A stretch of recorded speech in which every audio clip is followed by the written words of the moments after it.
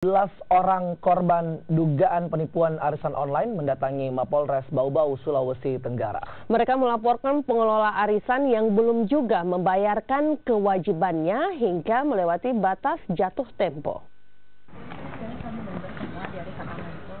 Warga yang didominasi ibu-ibu rumah tangga ini melaporkan dugaan penipuan arisan online Rafathar yang dikelola warga Bau-Bau berinisial ID ke polisi.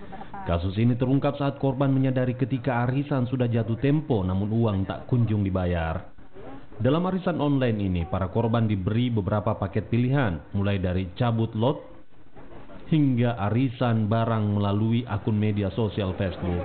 Uang yang disimpan dalam arisan online mulai dari 2 juta rupiah hingga 90 juta rupiah dengan iming-iming dapat menang arisan dengan jumlah besar.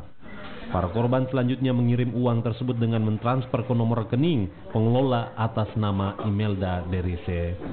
Adanya satu perbuatan di mana dia menggunakan modus arisan. Nah, ini dia perkenalan dengan para korban ini menggunakan media sosial, kemudian mengajak untuk menginvestkan dananya dalam bentuk arisan, dan kemudian dalam perjalanan akhirnya kemudian mereka tidak dibayar. Hingga Rabu kemarin, kepolisian telah menerima 18 warga yang mengaku telah menjadi korban dugaan penipuan arisan online.